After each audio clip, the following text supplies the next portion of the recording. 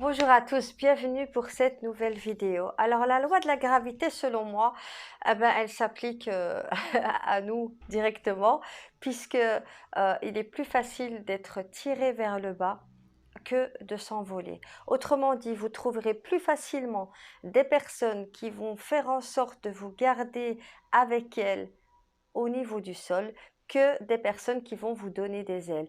Alors, je l'ai remarqué surtout ces derniers temps avec tout ce qui se passe, vous avez des personnes qui ont un esprit super négatif.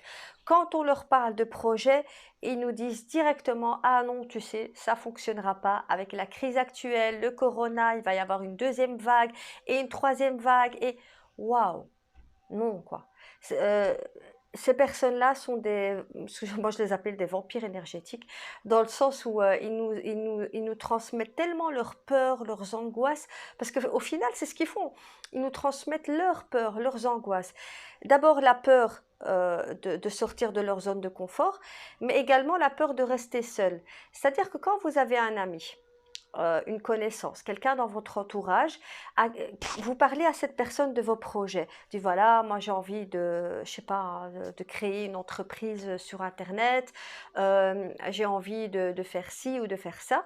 La personne va vous sortir tous les arguments du monde pour vous prouver que de toute façon ça fonctionnera pas et que vous allez perdre votre énergie et votre argent. Ben, comme c'est une personne en qui vous avez relativement confiance, elle va vous impacter en fait négativement. Et du coup, ce qu'elle va vous transmettre, en fait, c'est sa peur de rester seule là où elle est. Parce que cette personne n'a pas le courage de sortir de sa zone de confort. Tous les projets demandent, que ce soit un projet privé, professionnel, demandent de sortir de sa zone de confort. Ouais, ça fait flipper, oui, ça fait peur d'entamer quelque chose de nouveau. Ah ben, la personne qui est votre ami ou quelqu'un de votre entourage va avoir peur n'aura pas le courage en fait de faire la même chose que vous et du coup a envie de vous garder près d'elle. Alors, moi, ce que je vous conseille, et c'est des choses que j'ai appliquées à moi, c'est de vous entourer uniquement de personnes positives qui vous donnent des ailes. C'est-à-dire que quand vous allez vers elle et vous lui dites, tu sais, j'ai envie de faire ça et je compte faire ça comme projet, euh, elle va pas vous dire non, elle va vous dire, vas-y, je t'encourage, tu vas y arriver, et vous allez sentir cette énergie monter en vous. C'est une énergie positive. Ça, c'est des personnes qui doivent être proches de vous et que vous devez garder. Pourquoi? L'énergie extérieure a un impact direct sur votre cerveau. Si l'énergie extérieure est positive, motivante, vous allez avoir un mindset positif et motivant. Si votre énergie extérieure est négative, vous allez avoir une énergie négative. Donc pour commencer le changement interne, il faut déjà que votre externe soit propre.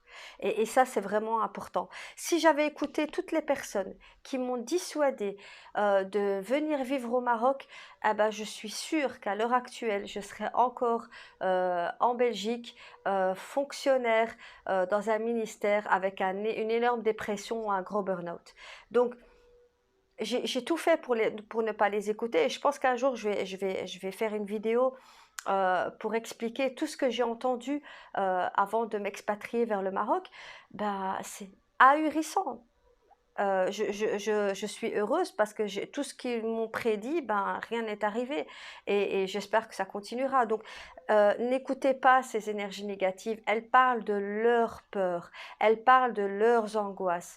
Elles ont peur de sortir de leur zone de confort et cette peur n'est pas forcément la vôtre. Si vous avez une idée, si vous avez un projet, allez-y.